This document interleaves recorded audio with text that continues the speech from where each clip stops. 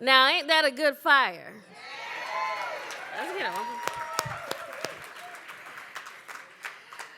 Good morning, you all. My heart is very, very full as I look out over your beautiful faces. I see so many friends and so many new faces, and I'm just so excited that you all are here in Durham, bringing the energy that y'all have brought yesterday and today. My name is Melanie Allen, and alongside my partner in purpose, Aaron Rogers, I'm one of the founding co-directors of the Hive Fund for Climate and Gender Justice. It is my honor to get to raise money and make grants to so many incredible partners across this region, where we know that folks are doing the hard work to accelerate an equitable transition to clean energy, but also working so tirelessly to stop the polluting industries that have harmed our communities for so long. And so I'm excited to be in space with you.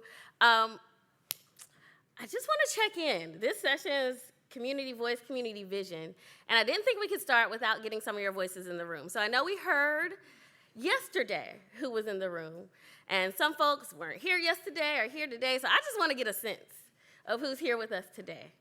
I heard that there were some folks from Kentucky in the room. Kentucky might be here, I don't know. Kentucky in the room? Okay. Is there anyone from Mississippi? Come on, Sip. All right. Anybody from Alabama in the room? Come on, Alabama. There might be one or two people from Georgia.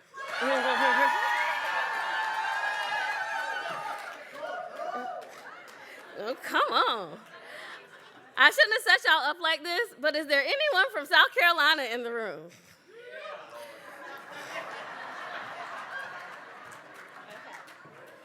My brothers and sisters to the south, I'm gonna need y'all to come better than that. Is there anyone from South Carolina in the room?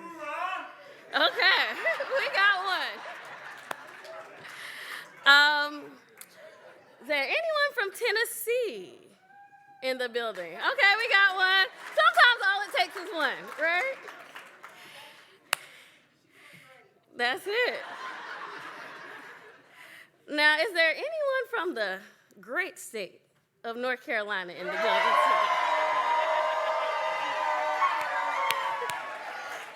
That's how I like. Now, did I miss anybody? Oh, wait.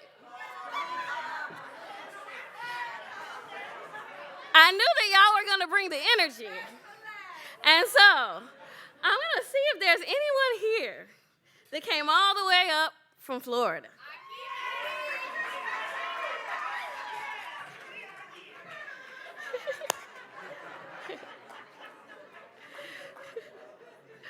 Beautiful. Well, I'm so grateful to be in space with each and every one of you all. Are y'all having a good time? Have you connected with someone that you didn't know before you came? Did you learn something that you didn't know before you got here? Well, we are going to keep that energy going. We are going to hear from some dynamic folks who, like you, were doing this work before there were trillions on the table. They're going to talk to us a little bit about the work that they've been doing, what this moment means from their perspectives, but also the opportunity before us. And so I'm really excited to be in conversation with Starr, with Jilisa, Jilisa Milton, with Nathaniel Smith, and JoVita Lee. Let's give them a hand.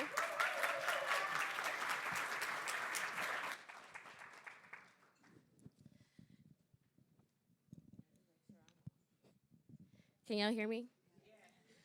Beautiful. So, Brother Benny, you started us off right this morning. Creativity is an intentional encounter with the world, a divine intimacy that flows through us. Can you talk a little bit about your work as an artist, as a culture bearer, and what this moment means for you and your work, but also for artists more generally? Yeah, so I'm a hip-hop artist. hip-hop artist from South Carolina. I go back to about 2014, 2013, when we were seeing lots of black folk being gunned down by police on a reel, constantly on the news. And I leaned into music during that time. I'd already been doing music, but we leaned into music. We were inspired by the Black liberation movement, and we used those themes, and we gravitated towards those themes to help us express something that we didn't know necessarily how to express as young people during that time. And we borrowed from the Black Panther Party's survival programs, and we called the album Free Lunch, and we decided we're gonna put it out on Juneteenth, 2015 in Charleston, where we were born, where the community is, and even at that time where black people couldn't really gather to express their own art form. Gentrified city. This tourism, the slavery tourism economy that is down there continues to displace black people. It's this antebellum theme park, so to speak, that they sell to the rest of the world. And it was only one venue that would even allow us to do a release event for this project. And tragically, 2 days before the project was scheduled to release, the Emanuel 9 massacre happened. So at a time when a lot of the young black folk needed a place to grieve or just be together, that event turned into a release party for a lot of people, just to be together. And it forged a lot of connections. Fast forward on, and I'm living in Greenville, South Carolina. I moved back to the Low Country, and where I was living on James Island, if it rains for 20 minutes, it floods. You know, it stops streets. There are certain communities, black, low income. Well, if it rains for 20 minutes, there's sewage in their homes. You know, in hurricane season, 6 months out of the year, from an equity standpoint, who are the people most likely to be affected by those storms? Who are the people most likely to be displaced? Who are the last people that can evacuate? Who are the people whose property values are going down because they can't raise their home or put their home on stilts? The insurance zeroes them out, which we're seeing right now. Rich folk, rich white folk come in, buy the property, lift it up, build equity. People lose their homes. They lose their culture. They lose memory, you know? And so in my work from there through the work with black farmers, where we made a film during COVID-19, because 99% of the Trump farm money went to white farmers and none of it went to black farmers, and the black farmers were hurting. So how can we, when everyone's sheltered in place or in a seated, isolated position, raise awareness about what has actually been going on, going from 16 plus million acres of land in 1910 to less than 4 million acres now, half of which is hanging in the balance if these loans don't get canceled, you know. The goal has always been creativity and art to remind us that even, I was still stirred up by the Good Fire cultural opening, because it reminds us, I think of John Coltrane a lot. I like to say my ancestor's name when I read the things that they say, and he talks about a musician's only role is to bring us back to being in communion with the natural world. And I think about the ways white supremacy has pushed us away from that. It's poison in the water. It has turned people into chattel. It continues to redline, it continues to discriminate against us. And I think arts and culture, it reminds us, like Baldwin said, we are spiritual and emotional historians. And we cannot forget these things because it directly informs how we design the next world that we have to live in. And we have to do that together. So. Come on, Benny.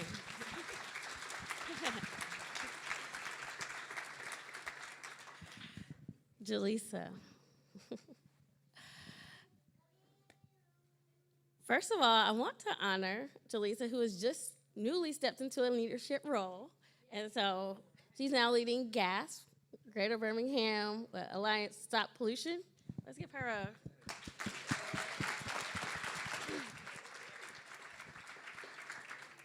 As one of two in a co-leadership, black women to lead this organization. We've talked a lot about what this moment means. And so can you tell us a little bit about your work and what you're seeing in this moment? Hi, everybody. My name is Jilisa Milton, and I'm from, I don't know if everybody knows Birmingham. We're a town in central Alabama. And, yep.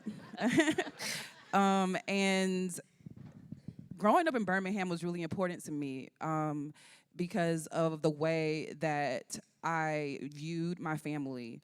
And a lot of the things that we talk about now is really clear and stark in our city.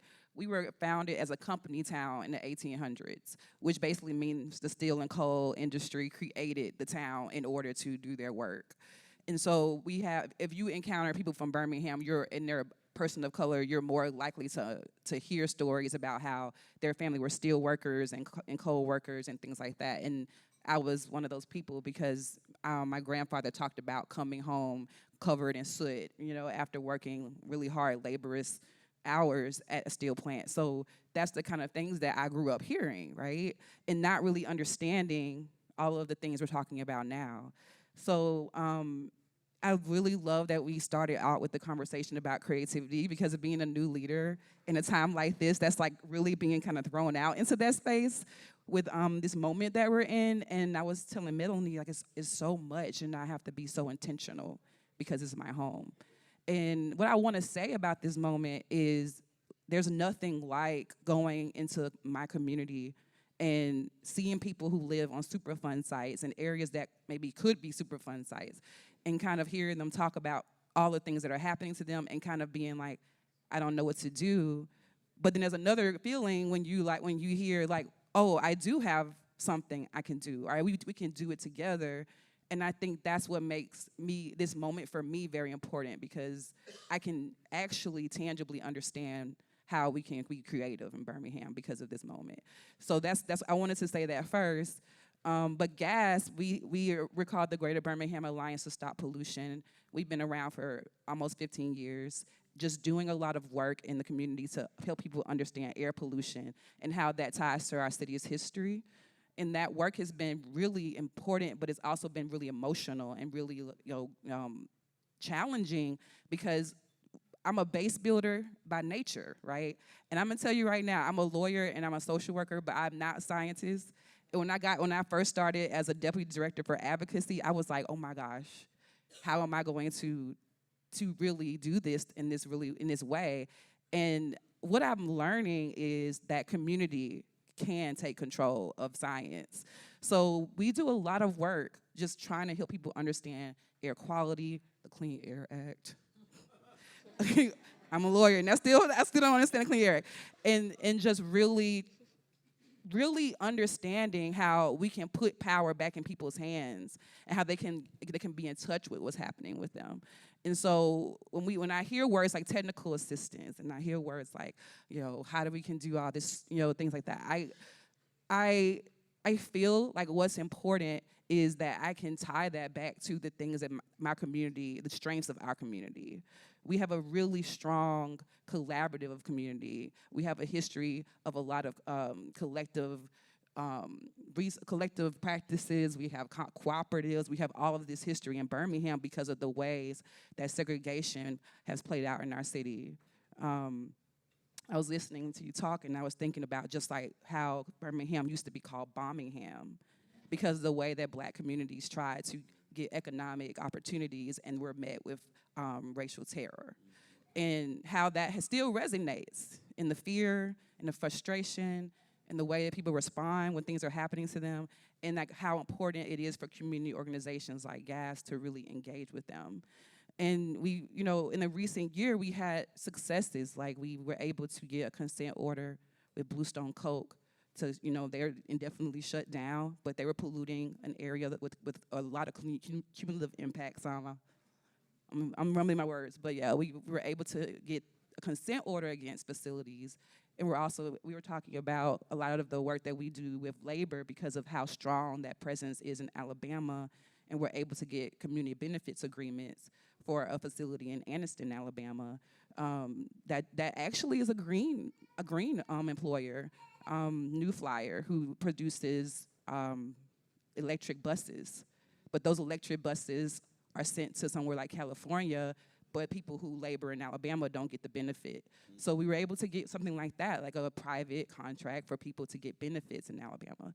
So the work is about creativity. How do we base build? How do we get people to have the power in their hands so they can make their own solutions? And so that's what I really think that this moment's about. It's like us collaborating to get things like that done. But yeah, that's mine.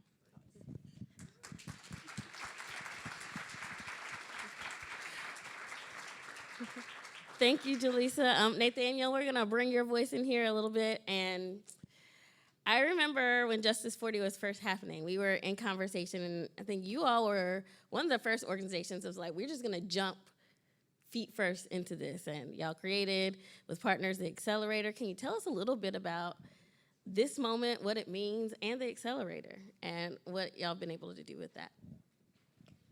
So let me first acknowledge just the people in the room. This is a very special room. There are a lot of people in this room that have personally poured into me. There are a lot of people in these rooms who have locked arms and worked for a long time to advance an agenda that includes everybody. Even before, in many ways, I had an opportunity to speak on behalf of our communities. So I want to take the time to acknowledge this moment, because this is a full circle moment for me personally, a special moment for me. And so you know who you are in the audience. I love you, and I appreciate your support. A couple of things. I think for us at the Partnership of Southern Equity, we are committed to advancing a Southern agenda that is anchored in Black liberation, an agenda that is committed to encouraging people to understand that the history of extreme extraction and the exploitation of Black people and other historically disinvested communities of color is connected to the extraction and exploitation of our planet. That there are it didn't happen by happenstance, right? That the people that are suffering the most are in parts of our planet that are suffering the most. And when you understand the importance of that correlation and understand that our destiny as a planet is tied to the destiny of the people who have been the most exploited, then we truly have an opportunity to realize a world where all people matter. And I will also say that at the Partnership of Southern Equity, and I'm going straight to your question, Mel, a sustainability agenda will never be realized without it also being a healing agenda. And a resilience agenda will never be truly realized unless it's a reparative agenda. And so we have to not just fight for a clean and green economy or a world that is cleaner and greener. We have to fight as people for a time where our world is also more just.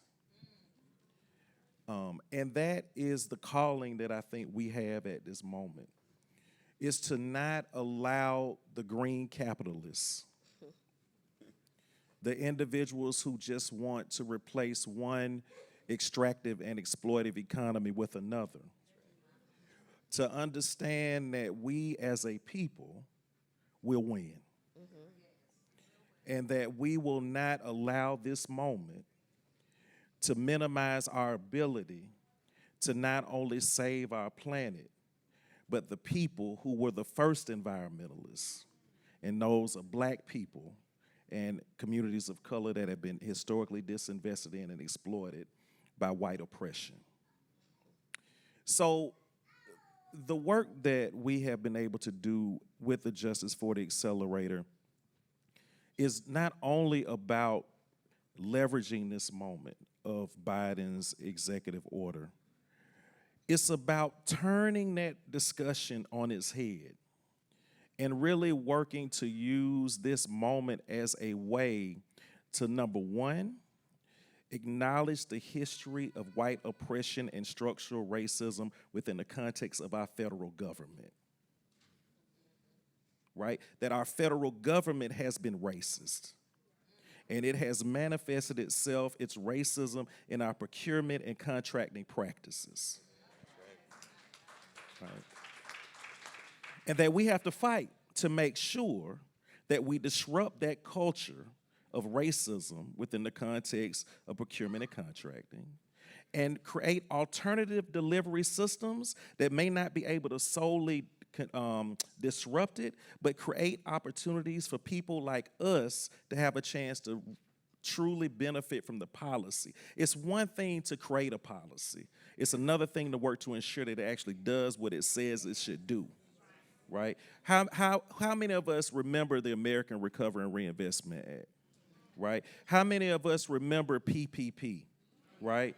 How many of us remember these other policies that were supposed to help black folks, but really it made white people richer, right? So how can we begin the process through the Justice 40 Accelerator, creating an opportunity for us to ensure that frontline organizations are positioned to push back against the history of racism in our federal government and begin the process of positioning themselves to win, right? The second thing is, once the money is spent, how can we move beyond sustainability and resilience towards an agenda of repair and healing, right? How can we use the money from Justice 40 as a reparative moment for our people, a healing moment for our people? And I think we've had an opportunity to do that as well. And last, but certainly not least, how can we create an ecosystem of organizations that we've supported that are not only strong and not only positioned to win, but are also willing to fight, right, for systems transformation?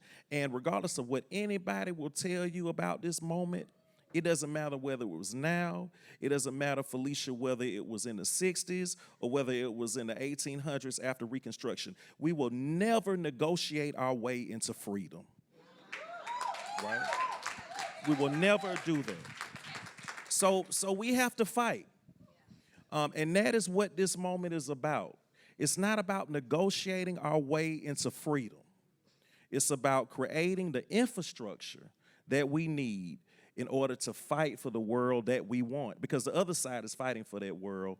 And I think the Justice 40 Accelerator, in my opinion, is an example of how we can fight for the world that we want and work to ensure that the people are in the front of that fight and not the professionals. I'll leave it at that.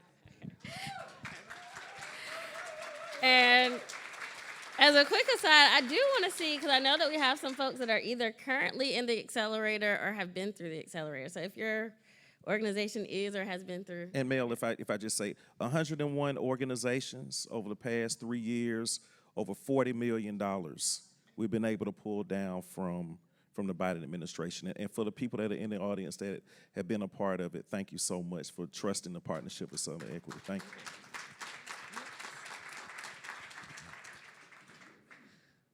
JoVita, bringing it home to North Carolina. So you've been doing the incredible work of working with, supporting, and being alongside communities as they seek to tell electeds at the local level, the state level, the federal level, you know, that they are the deciders and that they're there to represent them. Can you say a little bit about what this moment means in that context? And particularly how you're seeing things play out at all three of those levels, and what opportunities we have. Yeah, absolutely. And so before I even get started, just want to honor my elders that are in the room, because I'm here in this moment because of y'all. And so I just definitely want to express that love. But thinking about the work at the Alliance and us being able to engage at all levels, our main goal and our main position and posture is making sure that community voice is at the forefront. It's time out for a policy being created without people-informed policy. And so a lot of times we see a lot of legislation or policy come forth, and you know good and full well they did not approach the community, have any type of public comment period, any type of discussion with community. They're just like, we think this will be effective on behalf of community. Maybe it will, maybe it won't, but at any rate, it'll advance my agenda. And so for us at the Alliance, our main goal is to break that apart and to make sure that community is sitting at the forefront. And so for us, yes, we do engage at all levels, and we do have direct relationship with elected officials across the state, but it's really to create that bridge between community and electeds, and making sure that there is no longer this space of, they're not accessible or we don't have control of this moment. I really want to ground the fact that community, us, we are in control of this moment, and I don't want it to be lost in we have to follow someone else's agenda. We set the agenda. We don't need help setting an agenda. We've been doing it for decades. And so this is really the moment where we are amplifying that and making sure that folks understand, hey, this is a monumental moment, and, to be honest, my reaction to this moment is about time. It's not a matter of, of course we celebrate it, but it's a long time coming for this, and it's still not all that we need in the moment, as we discussed even yesterday. But our main goal is to be like, okay, community, this is here. This is, what we have access to. How can we help? How can we provide those technical assistance opportunities? How can we bridge you into these opportunities even today, making sure that we're giving tangible assistance? Because a lot of folks in this room, they missed work for this. They miss their living wage to be able to engage and get this information that is critical to their well-being. So we can't ask folks to be in space if we're not tangibly supporting them. And so that is a lot of our goal as well. And then also, I am proud to say that the Alliance is a re-granting organization. So if community organizations are having a hard time finding that funding, that's all right. We'll take care of it. And we will take that money that we'll get, and we'll definitely give it to community, because we don't need to be at the forefront. We're not the ones that are facing or bearing the burden of what is impacting community. And so I'd much rather put our resources to the experts on the ground and let them do what they need to do with it. And so that is really where we're positioned in this moment. And so for us, we are super grateful to be able to serve as that bridge. And so our main role is just whatever community needs, community's gonna get as long as we have the resources to do it. All right. Let's see. So we've got just a few more minutes left. I want you all to leave us with a bit of vision. We're going to spend the day today talking to folks who, can help people answer some questions, understand a little bit more about what their next steps might be. But if this is successful, what does this look like from where you sit?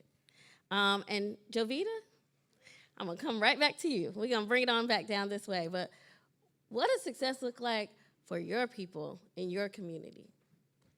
I think for me, from my point of view, what success would look like is all access, all control, equity in systems, proper infrastructure. We have to think about the fact that we are still in a recovery season from COVID-19, that's in a recovery season from disaster relief, that's in a recovery season. I mean, we're consistently recovering as Black and brown people. So let's be clear. So we're not even at a position where we can say we have recovered from the impact. And so for me, it's like success is actually creating systems, creating infrastructure that can give us a breath for a moment. Mm-hmm. Let us be able to catch our breath as a community and be able to really hone in on what are the next steps, making sure that we are building out a foundation so that when we're training up the next set of organizers, training up the next, community, we already have put the infrastructure in place for them to build from. And so for me, this funding, this opportunity is a way for us to start building out that infrastructure in a meaningful way that actually benefits the communities that we say we serve. Because again, we'll put systems in place that we can't access. We'll put infrastructure in place that's not prioritizing people, especially the impacted folks. And so for me, success would look like our folks being at the forefront, laying the foundation, and being able to build in a way that makes sense for us and sets us up for our long-term success. All right. So one of the things that I've learned in this work is that policy is important and the work of systems transformation is important. But we need to focus in some ways, in many ways, on what Dr. King called a values revolution. And why? Because in many ways, policy is a reflection of the values of people in power. And so for me, the work, Melanie, is really about if we could change things, for me, it's about realizing a values revolution in ways that will influence our government and the policies that come out of those values. That if we can replace the values that were instilled in me by the elders, that we take care of each other, the values of taking care of our planet and making sure that everybody can eat good, the values of ensuring that our children are safe and protected and healthy, and that our elders are honored and supported and listened to.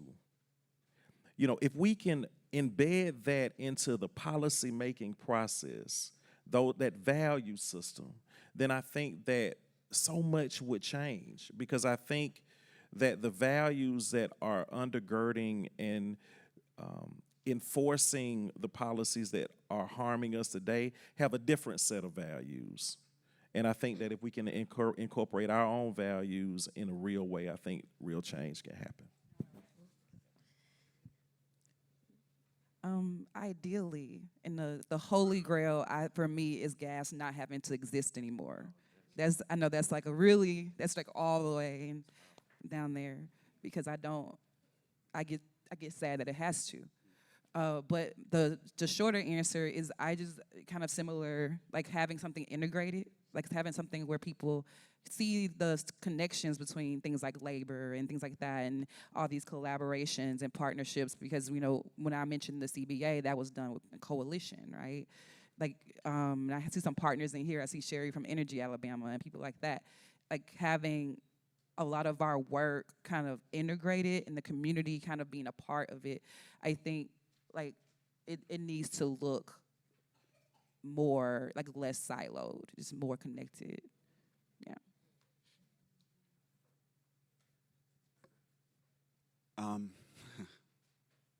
Everything that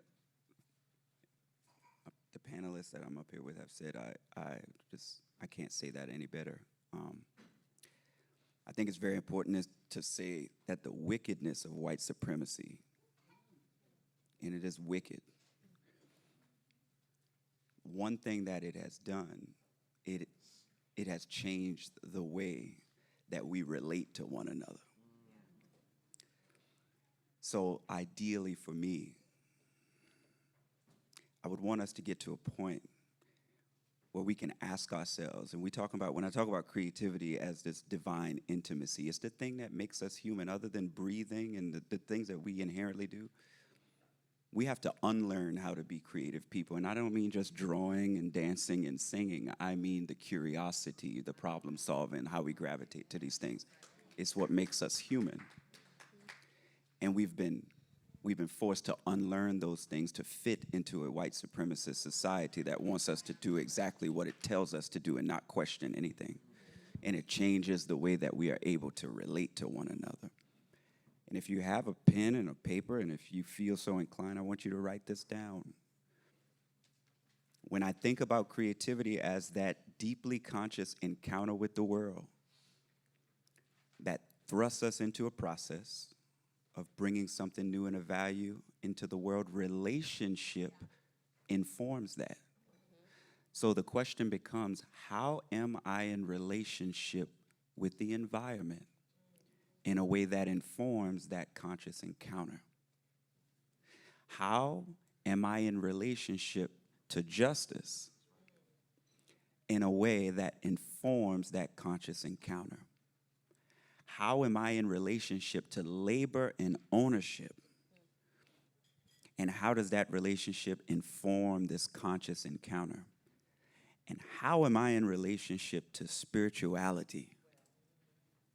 And how does that relationship inform this conscious encounter? Because from that conscious encounter, new ways and new ideas and new ways of being and new ways of loving and new ways of caring will be brought into existence. Relationship and how we are in relationship. Creativity is a hammer. It is subversive.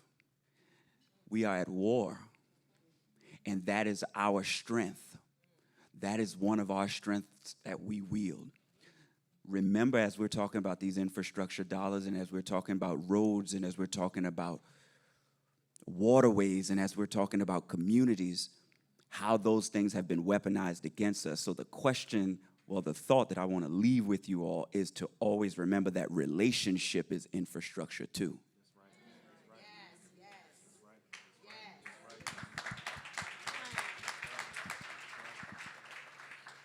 I don't think I can close any better than that. That is, anyone who works with me at the Hive Fund knows, like, relationships are infrastructure, particularly here in the South. Like, that is the mantra that guides our work. And so as we transition into this time together, I just hope that you will carry with you some of these questions. Like, folks said that if we've achieved what we set out to achieve in and through this moment, it means that we have new infrastructure. What does that look like for you? And what does that look like for your community, for your people? So when you're in session today, what are the systems? What are the relationships? And what's the infrastructure that's gonna not just be created in this moment, but carry us through into this future that looks very different than our reality today? Help me in thanking our panel.